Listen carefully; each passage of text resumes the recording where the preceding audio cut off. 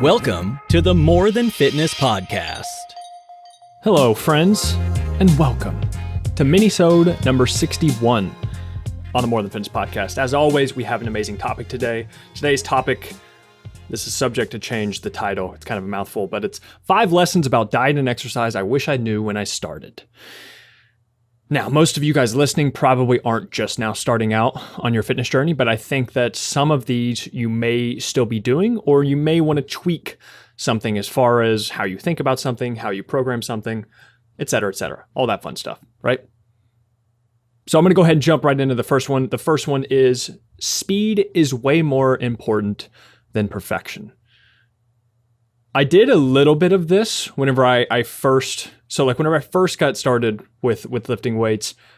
I went in the gym and I just went around to all the machines that looked like I could actually do them without looking like an idiot, right? You just look at the little pictures up on the machine. You're like, okay, this is a preacher curl, biceps, do this with my arm. Okay, yeah, I'm going to stay here for like 16 sets for the entire day.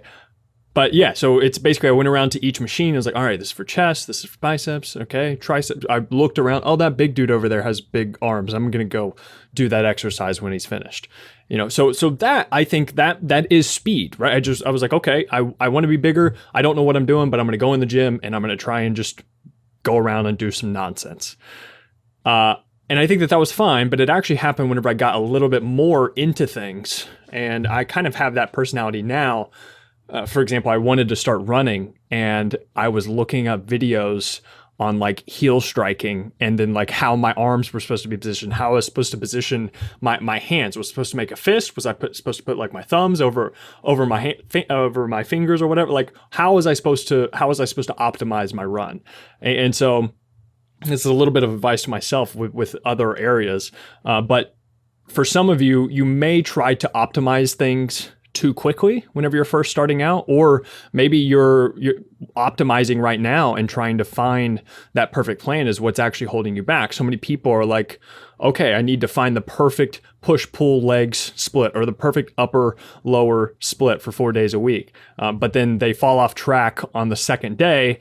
And then instead of just going on to the next workout, they're like, oh shit, I need to make sure that I can do all 4 days in a row and make sure that this plan is perfectly, yeah. So that's whenever people would buy like a PDF or some type of workout plan or something like, okay, Monday I do this, Wednesday I do this, Friday I do this. But then maybe Wednesday something came up and they had to push it to Thursday, but then they have to do the Wednesday workout on Thursday, and then they also have to work on Friday and they're going to be sore. So then they just say, okay, screw it, I'll start again next week. And then instead of getting in 3 total workouts throughout the week, who gives a shit what order it's in? They only got in 1 workout that week. So what I'm getting at here is that just doing shit consistently, even if it's not perfect, is going to get you way better results than being perfect for 20% of the time, right? Instead of spinning your wheels, getting on and off track, getting on the horse, getting off the horse, going on your diet, getting off the diet, on your workout plan, off your workout plan, just keep doing shit consistently, right? If you can't get to the gym that day, that's okay. Just dial things down a notch and go for a walk instead. That's okay. Do 100 push-ups in your office. You know what I'm saying? Like instead of trying to figure out, okay, how can I make sure that I do this plan exactly for this entire week, spaced out these days at this timing between these 2 meals, right? It's just fucking keep doing shit.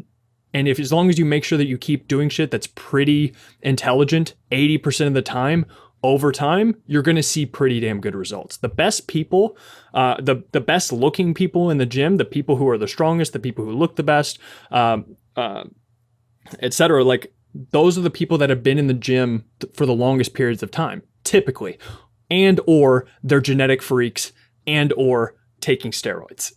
So for the most part, though, whenever you see someone bigger in the gym, it's likely that they've just been lifting longer than you have. And if they've been lifting longer and smarter than you have, then of course they're going to look that way. But the first lesson I want to get through is speed is way more important than perfection. Don't worry about fucking up. Don't worry about being perfect. Just get back on track the very next opportunity that you have, whether that's the next day, the next meal, the next workout. It doesn't matter. Just keep doing something consistently and you'll see great results. Okay, number 2 is if it sounds too good to be true, it probably is. And now I'm definitely guilty of this one. Back in the day, I got into carb backloading. Now, if any of you guys know what this is, you will understand about how popular this was at a certain period of time. It was probably, 5 years ago or something like that. But carb backloading real quick, it's all based around insulin. Is this program that this guy named John Kiefer made up, and he essentially cherry picked a bunch of research that I was too young and naive to understand, but I was like, oh, this dude's jacked. He sounds really smart and charismatic. He was a good writer. He listed a bunch of evidence and things, at least what I thought was credible evidence. And then I later find out that he's basically full of shit, and that maybe not completely full of shit, but he was definitely twisting his words and cherry picking some of the literature to sell this product and this program that he so highly regards as like the holy grail of diet and exercise. And of course, like I didn't know anything about sales, about marketing. I was naive, and I was like, oh shit, so I can just eat protein and fat in the beginning of the day, and then I can work out, and then after I work out, I can basically just eat dog shit. I can just eat cinnamon rolls on a regular basis and it'll go straight to muscle mass instead of fat. So it was all about nutrient timing. And it just, again, looking back, I was just like, how could I think that? And I truly believed in it. But then one day, if you know who Lane Norton is, Dr. Lane Norton, he called him like a charlatan or something. And I was like, okay, so now these two people that I really look up to, they, one's calling the other one a liar, basically. And then my world's kind of exploded, right? Because I have these two people, I look up to both of them, and now one of them is dissing the other. So I was like, okay, who's right? So yeah, the lesson there is, if it sounds too good to be true, it probably is. This goes with supplements, things like nutrient partitioners, and things like carb blockers or something like that. Most of the time, this stuff is just carb blockers for sure, just complete nonsense. That anything that you're going to find on the market is, unless it's like steroids, steroids work. I will back that up. They definitely work. But other than that, any type of supplement that talks about increasing testosterone by, whatever, a certain percentage or whatever, it's likely very heavily biased, because it's marketing. They're trying to sell something, and they are about to do it to you. So be careful. All right, number 3. This one is, so getting my nutrition in check consistently. This was whenever I first started out. Like, I think a lot of you all probably understand that the training part is typically the easy part, as far as doing it consistently, making sure that you go to the gym, especially with coronavirus now, that if you do have the capability to go back to the gym after that long stretch where you weren't able to go, you're probably like, oh my God, I'm going crazy. Like, the gym is part of my routine. It's a little bit of escapism, et cetera, et cetera. And so whenever that is thrown out, then you're like, okay, this is much more difficult than I thought to make sure that I stay in shape whenever you can't go to the gym regularly. But for most of you, that part, whenever you do have access to a gym, isn't what's hard. What's hard is making sure the other 23 hours of the day, whenever you're not in the gym, getting your nutrition in check. For example, I remember that I was trying to gain muscle mass. I was trying to put on weight, and what I would do is I would eat big for maybe like one meal. Like, I was like, oh, I'm just going to eat a shit ton, right? I'm going to dirty bulk. And I would eat a whole pizza or something, and I would have a huge meal at dinner time. And then I was like, oh yeah, I eat so much. Why am I not gaining weight? But then the next day, I would barely be hungry because of that huge meal I had for dinner. And my body would kind of just counteract itself, and I would have a lot of calories on one day, but then the next day I wouldn't be as hungry throughout the day, and I would subconsciously eat less than I normally was, because I wasn't tracking anything. I was just kind of going by feel, and I was like, okay, I'm going to try to eat more. And if any of you have ever tried that, it's typically, it doesn't work out unless you actually track your food or track your weight or both. You have to have some type of game plan to make sure that you're doing it consistently. And that's whenever I started to really see progress, was whenever I was like, okay, I'm going to get my nutrition in check. And then because like I said, the training part was already ingrained, and I trained probably like 4 to 6 times per week. And then I got my nutrition in check, and then the muscles started to pile on, because I was like, okay, now I'm actually feeding what I'm doing in the gym. And of course, the same thing would go if you're trying to lose body fat as well. You can be working out like crazy in the gym. You can be lifting weights, and then you're doing cardio afterwards, and you're still like, okay, what the hell is going on? But then you're kind of just half-assing your nutrition. Well, that's definitely your answer. You've just got to go a little bit further than what you're doing. And then I think that you will definitely start seeing some better progress there. So instead of just consistently eating well for a couple days, aim for 5 to 6 days or 7 days if you could, and just try to do that more consistently over time, and you'll definitely see better progress.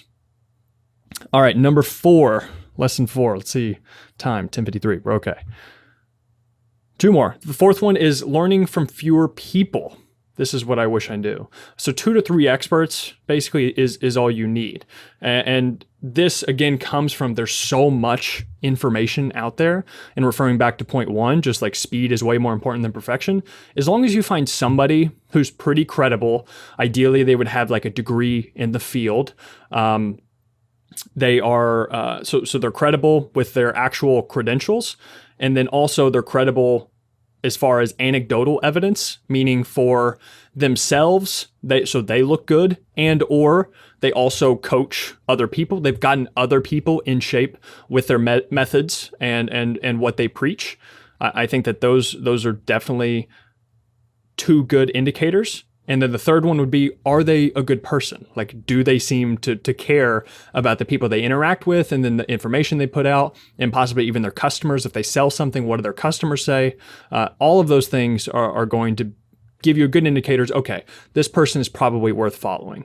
And if you follow a couple people and their outlooks on diet and exercise are vastly different, well, then you've got to figure out, okay, which one is right. Like I referred to in the second one with carb backloading, I had 2 people that I looked up to, and then one of them said the other one was wrong. And I was like, okay, well, I've got to figure out who's more right here. And Lane Norton was definitely more right. So yeah, whenever you're trying to find good information to follow, find 2 to 3 people and then just stick with them, because most things work. Right? It doesn't have to be perfect. Maybe someone else is more perfect than they are as far as the information they give out, but pretty good is going to get you a long, long way. So pick 2 to 3 experts. Don't try to do different programs, hopping from one thing to the next, hopping from one fad diet to the next. It's just really going to fuck with your progress. All right, lesson number 5 is hiring a coach. It's just so simple. Like, you have a problem that you need solved, and there's people out there that you can pay to solve that problem, i.e. me, or anybody else. Like, of course, like, yes, I am a coach, but I'm just saying, like, if you hire a good coach, they're going to solve this problem for you. Like, if you're trying to get better at piano, you don't try and just sit there and learn the keys and stuff by yourself. No, you hire a piano teacher, and then they show you, okay, let's start here, then we go here, then you progress to here, right? It's like, it's so common in other areas of life, but with diet and exercise, it just, for some reason, people think that since they probably already exercise on a regular basis, and obviously they eat on a regular basis, they can have this greater sense of knowledge than they actually do. Or maybe they saw a headline or 2 in a certain article or whatever. They heard their friend Janet at work does X, Y, and Z, and it worked great for her. So it's just, people have this false sense of knowledge that is just actually hurting them way more than it's helping them. Whenever you hire a coach, you can just save so much time and energy and just headaches, right? With trying to figure out all this shit on your own. I can literally walk you through what you need to do in order to reach your goals. It's literally that simple. Plus, like, you get the results that you want. Like, you have this problem that needs solved. You can pay someone to solve it. And the question I always ask people, like, is a coach worth it? Is this coach worth it? I'm not going to go into specifics about choosing a coach, because that could be an entire podcast by itself, but it's just basically, if you're trying to figure out, should I spend this money on this problem? It's like, if everything with that, like, if you came to sign up to work with me, and then you had these certain goals laid out. If I said, hey, I can grant you every single one of these goals immediately from the snap of my fingers, you could be 20 pounds down, you could have increased confidence, you could know how to do your diet and exercise on your own forever. Like, would you spend this much money per month? Like, or would you pay me this much money right now if I could snap my fingers and give you those results? Would you do that? Like, would you pay that amount? If the answer is yes, then you should definitely hire someone. That's kind of just the basic, like, is it worth it to you? If I could solve that problem for you right now and you could pay me this amount, would you do it? And if the answer is yes, then you should definitely do it. It'd be worthwhile. All right. And that is it. 5 lessons about diet and exercise I wish I knew when I started. And that is it for Minisode number 61 on the More Than Fitness podcast. As always, guys, thank you so much for listening and for watching. See ya.